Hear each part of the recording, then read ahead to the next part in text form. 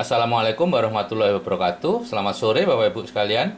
Hari ini saya akan membawakan topik yaitu perlunya kita memiliki tujuan hidup.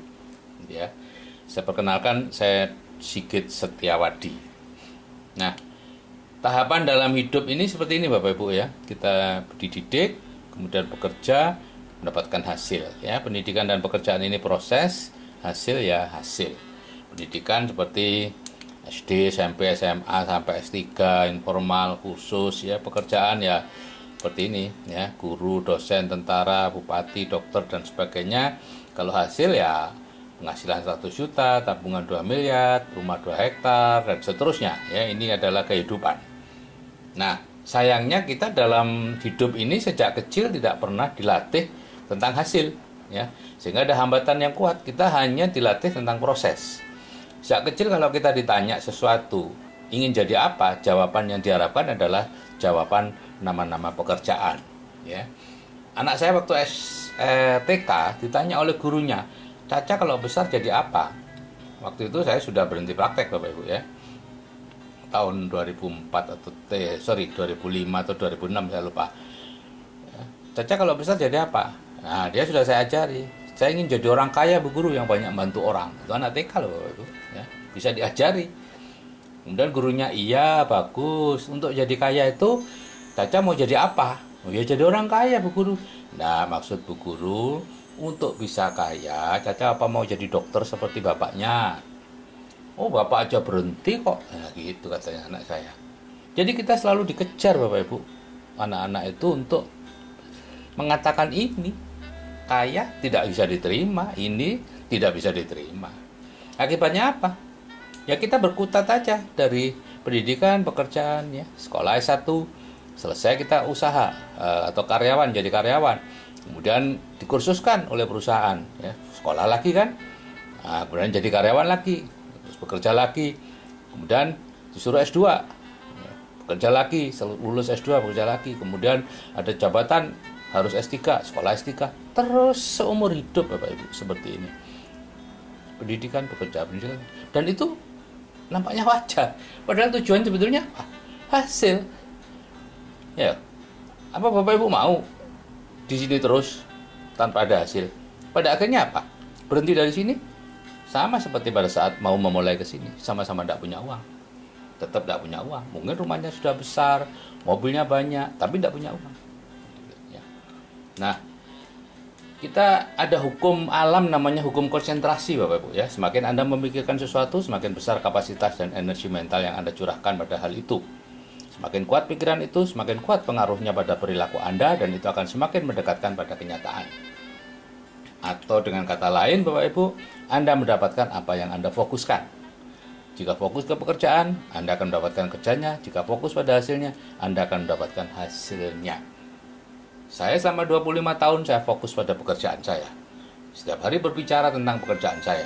Teknik operasi, teknik pengobatan, ini itu. Tidak pernah berani berbicara tentang hasil. Ingin rumah seperti ini, ingin punya penghasilan sekian, ingin punya tabungan sekian. Tidak pernah berani Bapak Ibu. Gitu ya. Akibatnya apa? Ya terus bekerja. Ya untung anak saya menjerumuskan saya ke tempat yang sekarang ini. Gitu ya. Nah, jadi Bapak Ibu, mulailah untuk memiliki impian. Tertulis, disertai foto, impiannya harus jelas dan spesifik, dan menggunakan kata-kata positif. Ya. Contoh jelas dan spesifik ini, memiliki 400 ekor sapi, itu jelas dan spesifik. Bukan hanya, saya ingin dapat rezeki, saya minta rezeki. Tidak ada itu tidak jelas, tidak spesifik. Saya ingin kaya, itu tidak jelas dan spesifik. Ya. 400 ekor sapi, 20 hektar kebun sawit, penghasilan pasif 50 juta, 100 juta, 1 miliar setiap bulan. Ditulis seperti ini. Ya. Kalau soal saya dalam proses, saya berharap ini adalah cara untuk mengelabui pikiran bawah sadar supaya bisa diterima. Dan sebagai ukuran adalah kemampuan pihak yang kita mintai. Ya. Banyak orang yang meminta sesuatu yang dijadikan ukuran dirinya sendiri. Kemampuan dirinya sendiri, jangan Bapak Ibu. Yang kita ukur adalah pihak yang kita mintai. Siapa yang pihak yang kita mintai? Tuhan, Allah. Dan dia maha kaya. Hanya di mulut kita mengatakan Allah maha kaya, tapi mintanya tidak berani banyak-banyak. Nah, coba Bapak Ibu buat 5 impian tahun depan ya. Kami di pendidikan kepemimpinan N21 dilatih setiap akhir tahun kita diminta untuk menulis apa hal yang kita inginkan, 5 hal yang kita inginkan terjadi tahun depan. Ya, ditulis di sebuah kertas 5 hal yang paling inginkan terjadi tahun depan. Kemudian simpan di kertas itu di laci, kemudian besoknya ulangi lagi 5 hal tanpa mengingat yang kemarin, simpan lagi di laci, terus begitu selama 7 hari. Setelah 7 hari dijumlahkan impian-impian tadi. Ada 35 impian kan? Nah, 5 hal terbanyak itulah impian Anda yang sesungguhnya. Ya, tulis ulang ke 5 hal tadi dan cari gambarnya, tempel di dinding dan dilihat setiap mau tidur. Ya, nah saya yang ingat hanya 5 hal yang saya diminta untuk pertama kali itu Desember 2004 saya menulis dengan cara 7 hari tadi itu oleh mentor saya waktu itu. Kemudian kesimpulannya ini, pertama ingin berhenti praktek. Ini ternyata yang terbanyak. Ya, beli mobil kecil tanpa keluar uang tabungan. Ya. Tadinya saya sama sekali tidak kepingin berhenti praktek, Bapak Ibu. Juga tidak, saya hanya ingin backup income. Tapi melihat potensinya kok besar ya. Nah, saya ingin berhenti praktek. Pada waktu itu belum dapat apa-apa saya. Tahun 2004 itu saya belum banyak. Beli mobil kecil tanpa keluar uang tabungan, rekreasi ke luar negeri, mendapat penghasilan sejumlah sekian dari bisnis networking yang saya kerjakan, mencapai peringkat tertentu. Ini yang 5 hal yang saya inginkan. Apa yang terjadi Bapak Ibu? 2 minggu setelah saya menulis ini, tiba-tiba ibu mertua saya nelpon malam-malam. Kit, gue sih butuh motor. Nah, itu bahasa Jawa ya, bahasa Indonesia. Kit, kamu masih membutuhkan mobil? Ya saya jawab, iya, saya butuh mobil. Oke, ini ada mobil, ibu dapat undian dari Bank Mandiri, Avanza, ibu tidak butuh, kamu ambil aja. Saya ambil, pajaknya cuma berapa tuh? 22 atau 24 juta itu. Udah, dapatlah bulan 1 tahun 2005, sudah dapat. Kemudian bulan April bisnis saya meledak. Banyak sekali. Tanggal April, bulan April. Sehingga akhirnya saya mulai mewacanakan berhenti praktek ya. Nulisnya sudah lama tapi baru berani setelah tentunya dapat penghasilannya cukup. Akhirnya 17 Agustus 2005 saya berhenti praktek. Dan bulan pas ulang tahun saya pergi ke luar negeri. Ya, bulan 11. Sehari sebelum ulang tahun saya di Batu ada gerobyokan teroris ya. Dekat rumah saya di Batu.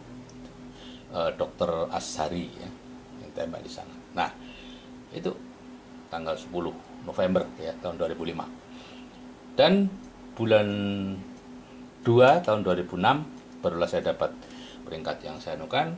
Setelah stabil bisnisnya, saya pun tidak mengembangkan lagi ya, hanya membantu-bantu yang di bawah saja. Sampai beberapa bulan yang lalu baru saya mulai mengembangkan lagi karena ada cara yang jauh lebih bagus. Nah, Bapak Ibu buatlah 100 impian gitu ya, sebagai tujuan hidup kita ya. Tulis 100 hal impian di 6 area kehidupan. Area keuangan, keluarga, sosial, kesehatan mental dan spiritual. Apa yang ingin Anda miliki di bidang keuangan, di bidang keluarga, di bidang sosial, bidang kesehatan, bidang spiritual? Apa yang ingin Anda lakukan di bidang keuangan, keluarga, dan seterusnya?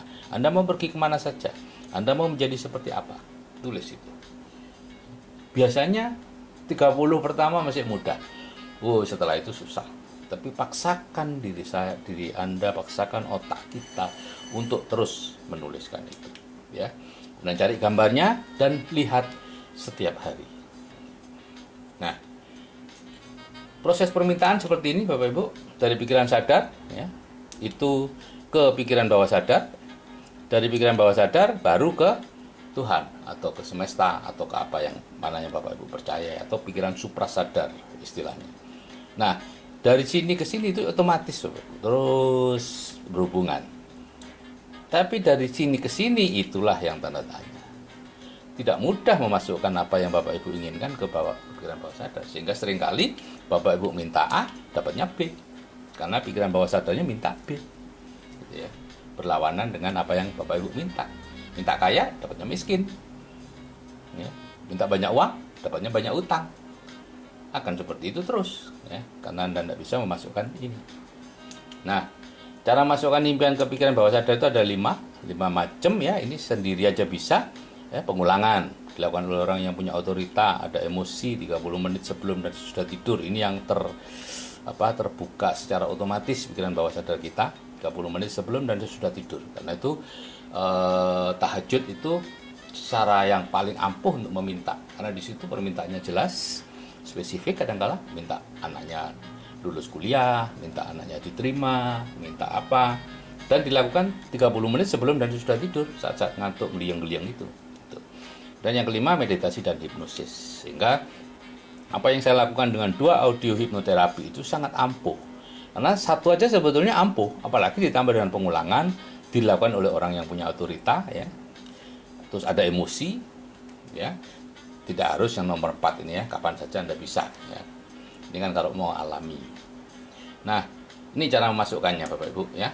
Nah, Psycho-Cybernetic, buku yang tahun 60 terbitnya, itu mengatakan bahwa sadar tidak bisa membedakan antara pengalaman nyata dengan imajinasi. Ini Maxwell Maltz mengatakan seperti itu Bapak Ibu ya. Sehingga program pikiran bawah sadar bisa dirubah dengan melakukan imajinasi yang kreatif selama 21 hari. Kecuali, ada perkecualian, yaitu permintaan penghasilan yang tinggi itu tidak bisa dikabulkan kalau kita sendiri yang melakukan, Bapak Ibu. Ditolak biasanya. Maksimal akhirnya diperkenankan 30% dari penghasilan kita yang sekarang. Jadi ada yang mengubah ya, saya 100 juta dirubah jadi 1 miliar sendiri, Anda tidak bisa Bapak Ibu ya. Tapi sekarang untuk di grup CAA saya membuat untuk bisa dapat 1 miliar ya. Khusus untuk grup CAA, untuk grup BTD, PL belum waktunya. Jadi Bapak Ibu, untuk bisa kalau sudah punya tujuan hidup, maka mekanisme sukses otomatis Anda akan bekerja ya. Apapun yang ada dalam bawah sadar akan dikejar. Ya. Cara ngejarnya biasanya begini. Ya, siksak. Karena apa? Pikiran-pikiran sadar itu pikiran sadarnya ini yang membuat kesalahan. Ya. Masih cari-cari mau bisnis investasi yang bagus ya, itu salah akhirnya dapat ya. Tapi kalau tidak punya tujuan terus bulat seperti ini, tidak kemana-mana. Nah, kalau punya mentor yang dipatuhi lurus gitu ya, tidak usah belok-belok. Yang belok-belok ini kan yang milih-milih. Nah, itulah Bapak Ibu, kalau saya yang sudah berumur aja bisa berubah, saya yakin Anda juga pasti bisa berubah. Saya baru berubah tahun umur 49 dan umur 51 saya bisa freedom sampai sekarang. Terima kasih. Wassalamualaikum warahmatullahi wabarakatuh. Salam sukses dari saya, Sigit dan Wati.